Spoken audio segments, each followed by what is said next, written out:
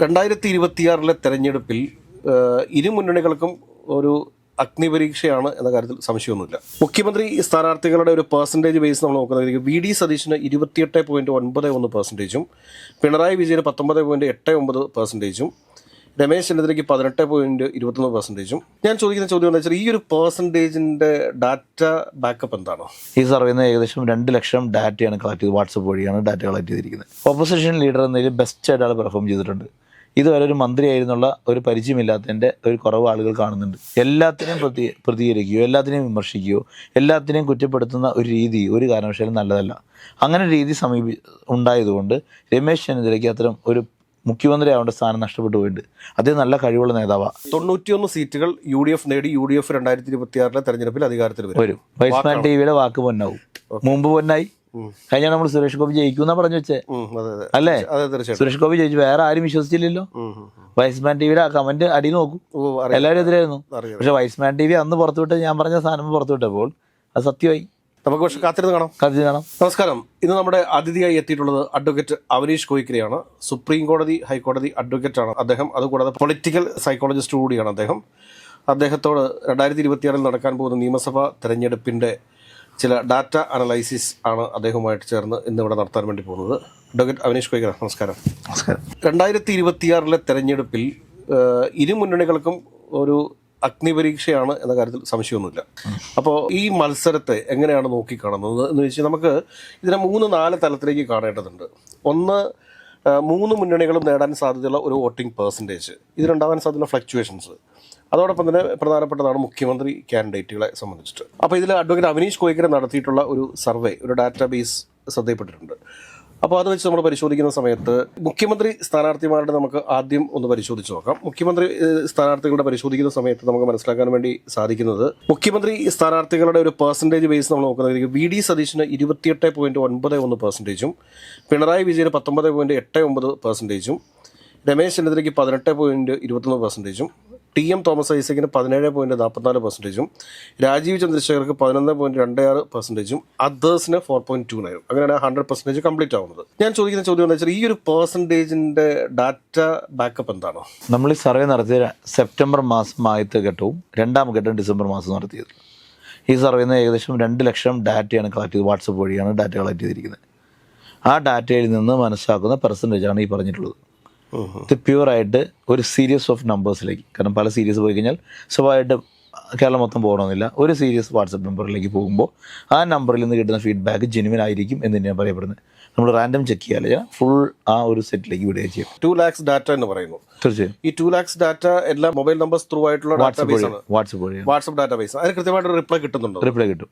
ഈ 2 lakhs എന്ന് പറയുന്നത് നിങ്ങൾക്ക് പരീക്ഷ വെക്കാം. കാരണം വാട്സപ്പ് നമ്പർ സീരീസ് എടുത്തിട്ട് വാട്സപ്പിൽ ബ്രോഡ്കാസ്റ്റ് ചെയ്യുമ്പോൾ അവരിൽ നിന്ന് കിട്ടുന്ന റിപ്ലൈ ഉണ്ട്. ആ റിപ്ലൈ ഒരു ഗൂഗിൾ ഫോമിലേക്ക്, വെബ്സൈറ്റിലേക്ക് റീഡയറക്റ്റ് ചെയ്താൽ ഈ ഡാറ്റ നമുക്ക് അനലൈസ് ചെയ്യാൻ എളുപ്പമായിരിക്കും. ഇതൊരു പർട്ടിക്കുലർ ആയിട്ട് നമ്മൾ ഉപയോഗിക്കുന്ന ഡാറ്റ, ഇപ്പം മൊബൈൽ നമ്പേഴ്സാണ് ഡാറ്റയായിട്ട് ഉപയോഗിക്കുന്നത്.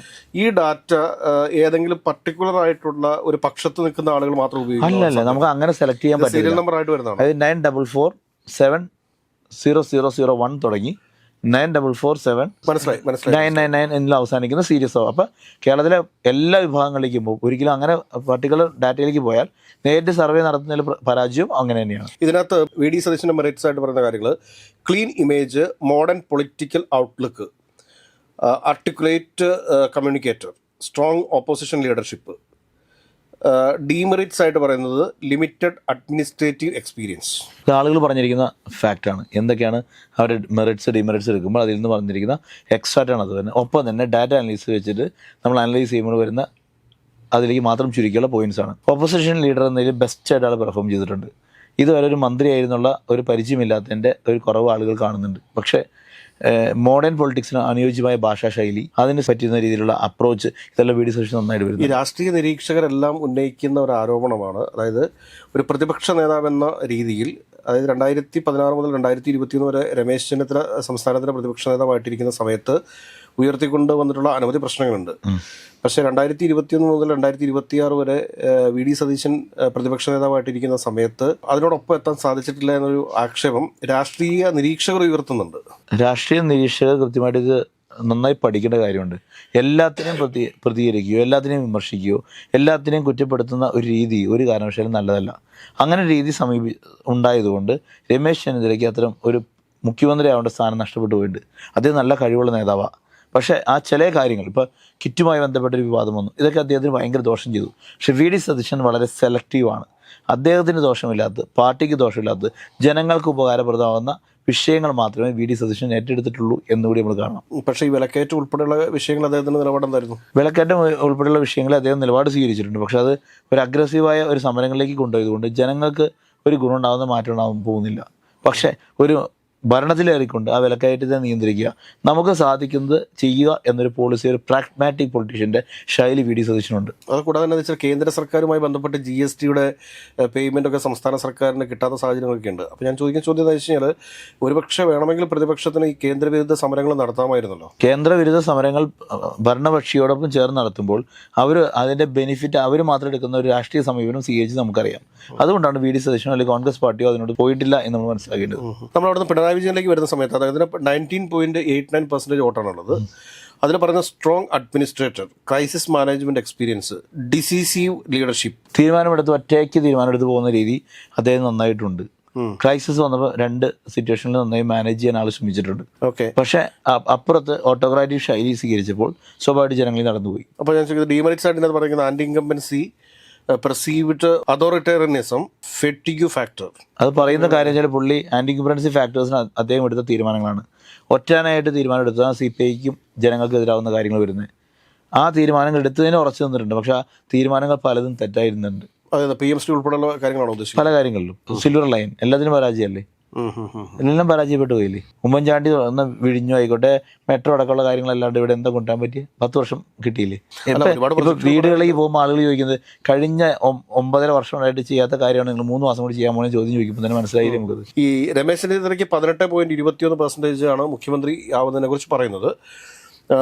വെച്ചാൽ grass root connect, organisational depth, administrative exposure. നല്ല ഭരണാധികാരിയാണ്. നല്ല രീതിയിൽ റൂട്ട് ലെവൽ ടാർഗറ്റ് ചെയ്ത് പോകാൻ ആൾക്കറിയാം. എല്ലാം അയാളുടെ മെറിറ്റാണ്. അദ്ദേഹത്തിന് ഭയങ്കര വലിയൊരു മെറിറ്റ് അല്ലേ. ഡിമെറിറ്റ് ആയിട്ട് പറയുന്നത് perceived as A conventional weaker media traction. മീഡിയയിൽ പറയുന്ന, നേരത്തെ ഞാൻ സൂചിപ്പിച്ചു, അദ്ദേഹം മീഡിയനെ അപ്രോച്ച് ചെയ്യുമ്പോൾ വല്ലാത്തൊരു അഗ്രഷൻ കാണിക്കുന്നുണ്ട്. ആ അഗ്രഷൻ ജനങ്ങളിലേക്ക് പെർസീവ് ചെയ്യാൻ പറ്റുന്നില്ല. നല്ലൊരു ആത്മാർത്ഥമുള്ളൊരു ആൾക്ക് അത് കൺവേ ചെയ്യാൻ പറ്റില്ലെങ്കിൽ പരാജയപ്പെട്ടു. ഈ സെയിം തന്നെ വി ഡി സതീശനും ഒരു അഗ്രഷൻ ഇല്ലേ പലപ്പോഴും? വി ഡി സതീശൻ ചിലപ്പോഴും അഗ്രഷൻ വരാനുള്ളൂ. പക്ഷെ അഗ്രഷൻ പറയുമ്പോൾ പോലും പുള്ളി അത് കൃത്യമായി നിലപാടിൽ നിന്ന് വിട്ടുപോകണില്ല. അമിതമായ അഗ്രഷൻ വന്ന ആൾക്കാർ സ്വീകരിക്കില്ല. എല്ലാത്തിനും വിമർശിക്കുന്ന ആൾക്കാരെ ഇന്ന് വേണ്ട. മിതവാദികളെ ആൾക്കാർ ഇഷ്ടപ്പെടും. TM തോമസ് ഐസക്ക് അദ്ദേഹത്തിന് 17.44% കാണിക്കുന്നുണ്ട്.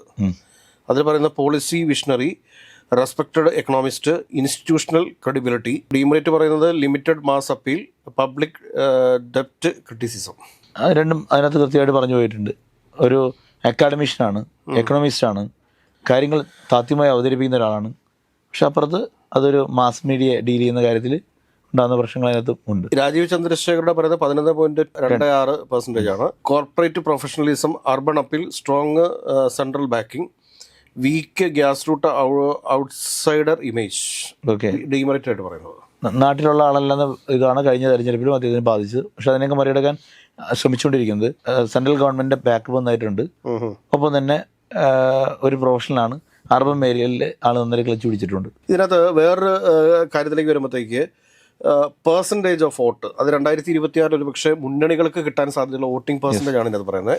അതിൽ പറയുന്നത് 39.92 to 48.21% വോട്ട് 2026 ഇലക്ഷനിൽ UDF കിട്ടുമെന്നാണ് പറയുന്നത്. അതെ, അത് ഡാറ്റ അനലിസിസ് നടത്തിയ സർവേ റിപ്പോർട്ടിൽ ഡാറ്റ അനലിസിസ് നടത്തിയുള്ള റിപ്പോർട്ടാണ്. അതുകൊണ്ട് LDF പറയുന്നത് 32.34 തുടങ്ങി 38.73 വരെയാണ് പറയുന്നത്.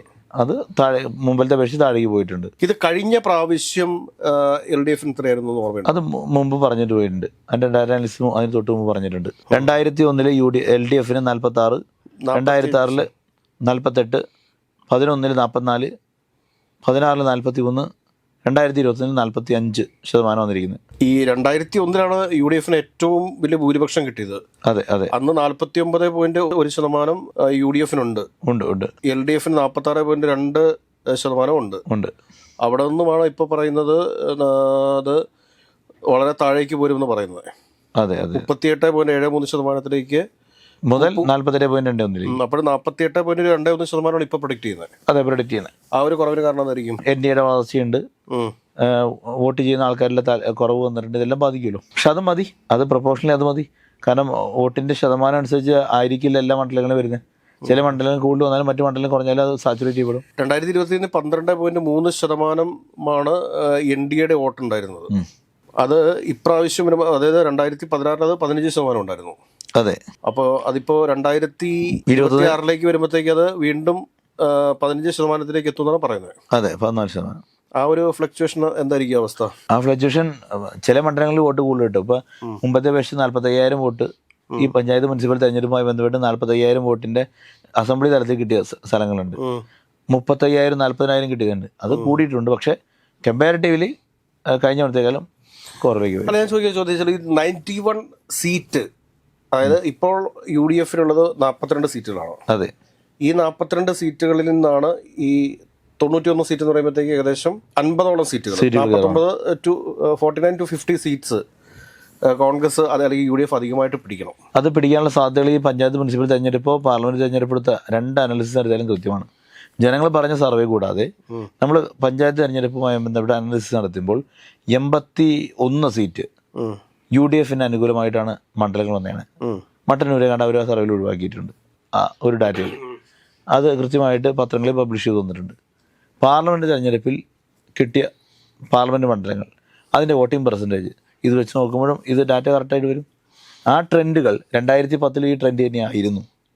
2009 പാർലമെൻറ്റ്, 2010 പഞ്ചായത്ത് മുനിസിപ്പാലിറ്റി, 2011 UDF അധികാരത്തിൽ വന്നു. പക്ഷേ 2010 ഒരു പെർസെന്റേജിലേക്ക് എത്താൻ പറ്റിയിട്ടുണ്ടോ ഈ ത്രിതല പഞ്ചായത്ത് ഇലക്ഷൻ? തീർച്ചയായും കൂടുതൽ വന്നിട്ടുണ്ട്. 2010 കൂടുതൽ വന്നിട്ടുണ്ട്. ഇപ്പോൾ എന്തൊക്കെ പ്രധാനപ്പെട്ട ഘടകമായിരിക്കും ഒരു ആന്റി ഇൻകംബൻസിയിലേക്ക് നയിക്കാനായിട്ട് സാധ്യതയുള്ളത്? ആന്റി ഇൻകംബൻസിൽ ഇന്ന് ഒരു ബിസിനസ് തുടങ്ങാനായിട്ട് ബുദ്ധിമുട്ട് ആൾക്കാർ നേരിടുന്നുണ്ട്. ബിസിനസ്സുമായി ബന്ധപ്പെട്ട LDF നടത്തുന്ന ആറ്റിറ്റ്യൂഡ് വളരെ മോശമാണ്. കരിയർ ഓപ്പർച്യൂണിറ്റീസ് അതുവഴി കുറഞ്ഞു പോയിട്ടുണ്ട്. അക്കാഡമിക് തലത്തിൽ 18% ആൾക്കാർ ഇന്ത്യ വിട്ട് പോവുകയാണ് കേരളീയർ. അപ്പോൾ സ്വാഭാവികമായിട്ടും കേരളത്തിലെ സോഷ്യൽ വെൽഫെയർ ഫാക്ടേഴ്സ് മോശമായ ഒറ്റ കാരണം കൊണ്ടുമാണ് പലരും കേരളം വിട്ട് ഇന്ത്യ വിട്ട് വിദേശത്തേക്ക് പോകുന്നത്. അത് നന്നായി തന്നെ പ്രചാരണം നടത്താൻ BJP സാധിച്ചിട്ടുണ്ട്. അത് അവിടെ BJPക്ക് എതിരാണെങ്കിൽ ഇവിടെ BJP LDF-നെതിരെ ഉപയോഗിച്ചിട്ടുണ്ട്. ഓരോ വീടുകളിലേക്ക് ഇപ്പോൾ സർവേയിൽ അടക്കുമ്പോൾ ആൾക്കാർ ചോദിക്കുന്ന ചോദ്യം എന്താ, അവിടെ ഇപ്പം ഇന്ന് ജയിലിൽ പോകുന്നതാണ് ഏറ്റവും കൂടുതൽ വരുമാനത്തിൻ്റെ സാധ്യത എന്ന് പറയുന്നത്. അല്ല, അതൊക്കെ വെറും ഒരു സോഷ്യൽ മീഡിയ മെറ്റീരിയൽ മാത്രമാണോ? എന്താ 620 രൂപ 620 വെച്ചാൽ അത് അവിടെ ജയിലിലുള്ള ആളുകൾ എന്താ ആവശ്യമുണ്ടതിന്? അല്ല, അങ്ങനല്ല. അത് അവിടെ അതിനകത്തൊരു കാര്യം മനസ്സിലാക്കണമെന്ന് വെച്ചാൽ ഈ ജയിലിൽ നിന്ന് ഒരാൾക്ക് 100 രൂപ കിട്ടുമെന്ന് ഇരിച്ചു. ആ 100 രൂപയിൽ 30% ഈ ഒരു കൊലപാതകയാണ് അതിനകത്ത് കിടക്കുന്നെങ്കിൽ ആ കൊല ചെയ്തിട്ടുള്ള ആളുടെ ആശ്രിതനാണ് പോകുന്നത്. 50% ഈ പറഞ്ഞ കൊലയാളിയുടെ കുടുംബത്തിലേക്കാണ് പോകുന്നത്. ഞാൻ പറഞ്ഞ അവിടെ എന്ത് സോഷ്യൽ റിഫോം നടക്കുന്നു? ഒരു മിനിറ്റ്. അതിനുശേഷം പിന്നീടുള്ള ബാക്കിയുള്ള പെർസെന്റേജ് ആണ് ഈ പറഞ്ഞ തൊഴിലാളിക്ക് കിട്ടുന്നത്, ഈ കിടക്കുന്ന ജയിൽ പുള്ളിക്ക് കിട്ടുന്നത്. അതിനകത്ത് നിന്ന് തന്നെ ഗവൺമെന്റിന്റെ ഒരു പൈസ പോലും എടുക്കുന്നില്ല. കാരണം 3 കോടി രൂപ മാത്രം വരുമാനമുണ്ട്. അതായത് ചപ്പാത്തി, കോഴിക്കറി, അതുകൊണ്ട് അവിടുത്തെ പച്ചക്കറി ഇങ്ങനെയൊക്കെ നട്ട് ആ ജയിൽ പുള്ളികൾ തന്നെ ഉണ്ടാക്കുന്ന വരുമാനത്തിൽ നിന്നുമാണ് ഇത്. ഒരൊറ്റ ചോദ്യം മതി ഞാൻ ചോദിക്കുന്നത്, ആത്മാർത്ഥമായി ജനങ്ങളുടെ കമ്മിറ്റ്മെന്റ് ആയിട്ട് പുറത്തുള്ള ആൾക്കാണോ അകത്തുള്ള ആൾക്കാണോ വരുമാനം വേണ്ടത്? ജയിലിൽ കിടക്കുന്ന ഒരാൾക്ക് സോഷ്യൽ റിഫോംസ്, റിഫോമേറ്റീവ് തിയറി ആണല്ലോ ഇന്ത്യ ഉപയോഗിക്കുന്നത്. റിഫോമേറ്റീവ് തിയറി അനുസരിച്ച് ഈ 620 കൊടുത്താൽ അവന് എന്ത് റിഫോർമേഷൻ ഉണ്ടാകും? ഒരു റിഫോർമേഷൻ തിയറിയിൽ അത് പറയുന്നില്ല. അവനെ പേഴ്സണലി മാറ്റം വരുത്താനുള്ള കാര്യം അവിടെ ചെയ്യേണ്ടത്. അത് ചെയ്യാതെ അത് കൊടുക്കുമ്പോൾ അതിനകത്ത് വലിയൊരു അട്രാക്ഷൻ ഉണ്ടാകുന്നു. 2026 ഭരണം കഴിഞ്ഞ തൊഴിലിന്റെ മഹത്വം ആശാ വർക്കർമാർക്ക് കൊടുത്തില്ലല്ലോ, തൊഴിലുറപ്പുകാർക്ക് കൊടുക്കട്ടെ. ജയിൽ പുള്ളികളെ സംബന്ധിച്ചിട്ട് അവർക്ക് ജയിലിനകത്ത് വെച്ചിട്ട് സുരക്ഷിതമാണെന്ന് തോന്നും. അല്ല, സുരക്ഷിതമല്ല. അത് സുരക്ഷിതത്തിന്റെ ഒരു മാനദണ്ഡത്തിലല്ല നമ്മളെ കണ്ടത്. കാരണം റീസൺ ചോദിച്ചാൽ ഒരാള് ഒരുത്തരൊരു ഗുണ്ടായിരുന്നിരിക്കാം, അവരെ സംബന്ധിച്ച് ഒരു ട്രാൻസ്ഫോർമേഷൻ നടക്കൂല. 2026 LDF അധികാരത്തിൽ നിന്ന് പോയി കഴിയുമ്പോൾ ഇവിടെ നിന്ന് പോകുന്ന CPM പ്രതികൾക്ക് വേണ്ടി സുരക്ഷിത ഒരുക്കുക എന്നൊരു അജണ്ട മാത്രമേ അവിടെ കാണാൻ പറ്റുള്ളൂ. എന്നാൽ ആശാ വർക്കർ വെല്ലുവിളി കൊണ്ട് കിടക്കുന്നുണ്ട്. എന്താ അറിയോ, ഈ പ്രാവശ്യത്തേക്ക് LDF-മാരുടെ UDF അധികാരത്തിൽ വന്നു കഴിഞ്ഞാൽ ഈ നാട്ടിൽ കൂടെ നടക്കുന്ന മുഴുവൻ സഹകരണന്മാരെ പിടിച്ച് ജയിലിലിടുന്നുള്ളൊരു ധ്വനിയുണ്ട്, കൃത്യമായിട്ടുണ്ട്. ആ പേടി അവർക്കുണ്ട്. ഇവിടെ ആശാ വർക്കർമാർക്ക് അല്ലെങ്കിൽ തൊഴിലുറപ്പ് തൊഴിലാളികൾക്ക് ഈ തുക കൊടുക്കാൻ മാന്യതയുണ്ട്. അവർക്ക് എത്ര കൊടുക്കണേ ഒരു ദിവസത്തേക്ക്? അവരല്ലേ സമൂഹത്തിന് നല്ലത് ചെയ്യുന്നത്? അത് ഗവൺമെന്റ് അല്ല പൈസ കൊടുക്കുന്നത്. ഇത് ഗവൺമെന്റിന്റെ പൈസ അല്ലല്ലോ ഈ ജയിൽ പുള്ളികൾക്ക് കൊടുക്കുന്നത്. പുള്ളികൾക്ക് എത്ര ഫണ്ട് വക മാറ്റിയിട്ടുണ്ട്, അനാവശ്യമായി വക മാറ്റിയിട്ടുണ്ട്. ജയിൽ പുള്ളികൾക്ക് കൊടുക്കുന്ന ഫണ്ടൊക്കെ സർക്കാർ ഫണ്ട് തന്നെയാണ്. അതിൽ നിന്ന് നമ്മളുടെ സംസ്ഥാനം നേരിടുന്ന വലിയൊരു സാമ്പത്തിക പ്രതിസന്ധി ഉണ്ട്, അതൊരു ഫാക്റ്റാണത്. അതെ, നമ്മൾ അതിനെക്കുറിച്ചൊക്കെ പറഞ്ഞു പോകണമെങ്കിൽ ഒരുപാട് സമയമെടുക്കും, സമയം പറഞ്ഞുകൊണ്ടി വരും. അതുകൊണ്ട് തന്നെ നമ്മൾ ആ വിഷയത്തിലേക്ക് കിടക്കണ്ട. അപ്പോൾ ഞാൻ ചോദിക്കുന്നത്, പ്രധാനമായിട്ടും സർക്കാരിനെതിരെ ഉയരാൻ സാധ്യതയുള്ള ഒരു ആന്റി ഇൻകംബൻസി എന്ന് പറഞ്ഞാൽ എന്തൊക്കെയായിരിക്കും? ഒന്നാമത്തെ കാര്യം എന്ന് പറയുന്നത് ബിസിനസ് തുടങ്ങാൻ പറ്റാത്ത സാഹചര്യം. രണ്ടാമത്തെ കാര്യം തൊഴിലില്ലാത്തത്. ഈ ബിസിനസിന്റെ ഒക്കെ എല്ലാം മൊത്തം ഭയങ്കര പ്രശ്നമാണ്. എത്ര ബിസിനസ് തുടങ്ങിയവരുണ്ട്, സംരംഭം തുടങ്ങിയവരുണ്ട്, അത്രയും ഡാറ്റ ഇല്ലല്ലോ. കൃത്യമായി പറഞ്ഞാൽ അത്ര സംരംഭം മുമ്പ് കിടക്കുന്ന പല കമ്പനികളും അവരെ പേരിൽ കയറ്റിയിട്ടാണ്. അങ്ങനെ സംരംഭം 1 ലക്ഷം സംരംഭം തുടങ്ങിയിട്ടില്ല. 2 സംരംഭം തുടങ്ങാനുള്ള കാലാവസ്ഥ കേരളത്തിൽ ഇല്ല. സ്വയം കപ്പാസിറ്റി ഉണ്ടെങ്കിൽ തുടങ്ങി വിജയിച്ചവരുണ്ട്. അവരില്ലാതെ ഒരു സംഭവത്തിനും ഇല്ല. അവർക്കെതിരായി വാർത്ത ചാനൽ പൂട്ടുകയാണ്, ഫേസ്ബുക്ക് അക്കൗണ്ടുകൾ പൂട്ടുകയാണ്. അത് BJPക്ക് അത് തന്നെയാണ് അവസ്ഥ. മുമ്പ് പൗര സദസ്സ് നടത്തി, നവകേരള സദസ്സ് നടത്തി. എന്ത് പരിഹാരം ഉണ്ടായേ? എത്ര പരാതി സ്വീകരിച്ചു? ആ പരാതി സ്വീകരിച്ചിന് എത്ര പരിഹാരം കണ്ടു? ഒന്നും പരിഹാരം കണ്ടിട്ടില്ല. ആ പരാതി നേരിട്ട് കണക്ക് ഗവൺമെന്റ് കൈവശം ഉണ്ട്, കണക്ക് എൻ്റെ കയ്യിലുണ്ട്, പരിഹരിക്കപ്പെട്ടേക്കുന്ന. ഞാൻ ഡാറ്റ എടുത്തിട്ടുണ്ട്. ആ ഡാറ്റയുടെ സിങ്കാവണില്ല.